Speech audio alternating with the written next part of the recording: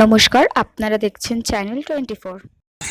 আজ রবিবার 14ই জুলাই নৈহাটি ঋষি বঙ্কিমচন্দ্র সান্ধ্য মহাবিদ্যালয় বিভাগের এনসিসি ও এনএসএসের যৌথ উদ্যোগে এবং নৈহাটি নবপ্রজন্ম সোশ্যাল ওয়েলফেয়ার সোসাইটির সহযোগিতায় পালিত হলো ডেঙ্গু সতর্কতা অভিযান।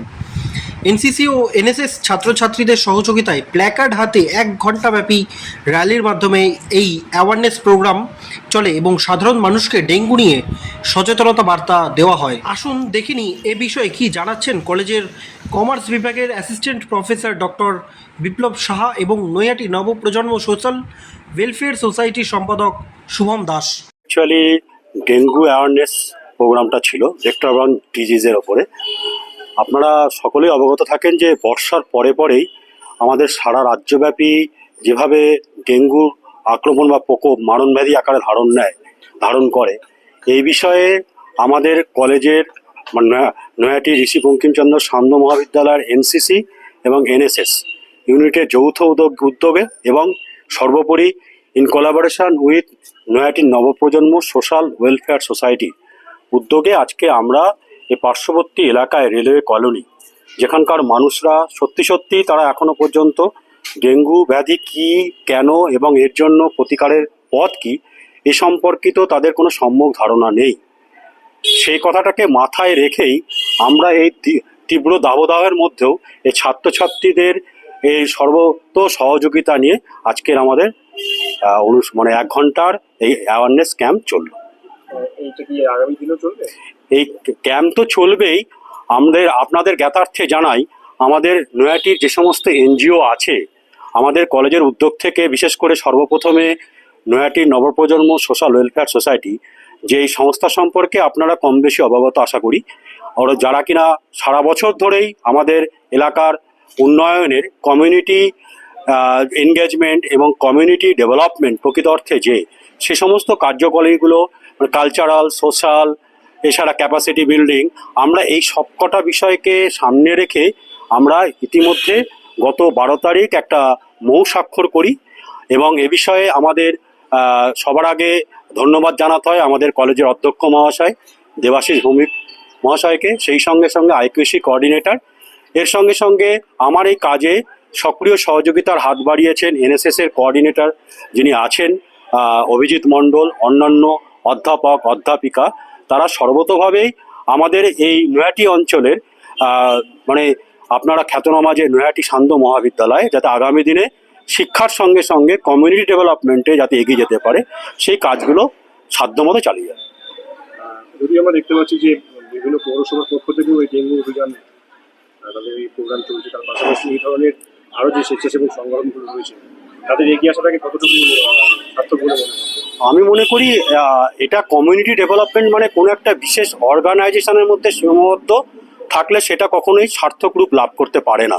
কমিউনিটি আমাদের সর্বস্তরের মানুষ যতক্ষণ পর্যন্ত না এ বিষয়ে অগ্রগামী হবে ততক্ষণ পর্যন্ত আমাদের যে চিন্তাধারাটা বা আমাদের যে ভাবনা সেটা সার্থক হতে পারে না।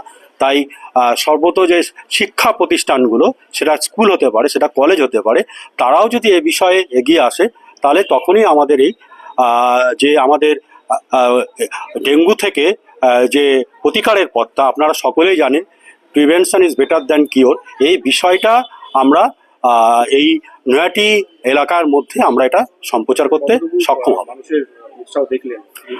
আমি দেখতে এটা খুবই অবাককর বলে মনে হলো যে যারা অবাঙালি বলে মনে হয় তারা হয়তো ভাষাগত বিষয়ে সীমাবদ্ধতা আছে, কিন্তু আমাদের কলেজের ছাত্রছাত্রী তাদেরা যখন নাকি তাদের সঙ্গে কনভারসেশন করছেন এবং ডেঙ্গু বিষয়ে কি এবং কিভাবে তার থেকে প্রতিকারের পথ খুঁজে পাওয়া যায়, তারাও কিন্তু সেটা মনোযোগ সহকারে শুনছেন এবং তাই এটা দেখে আমার মনে হচ্ছে যে তারাও কিন্তু এগিয়ে এসেছে। এবং আজকের এই অনুষ্ঠান আমার কাছে তো মনে হয়েছে যে আমি সবসময় দাবি করব, যেহেতু আমি প্রতিষ্ঠানের একটি অংশীদার, তারপরেও বলবো যে সত্যি সার্থক হয়েছে।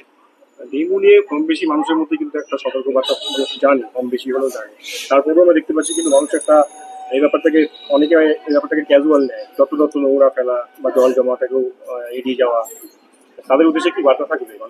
এটা আমি বলি যে এটা আমাদের সবার মধ্যে শুধু এই বিষয়টাই নয়, আমার ঘরে যখন আগুন লাগে তখনই কেন আমি সচেতন হই, আমরা পাশের বাড়ির আগুনটা দেখে শিক্ষা নিই না। তা এটা আমরা করোনাকালেও দেখেছি।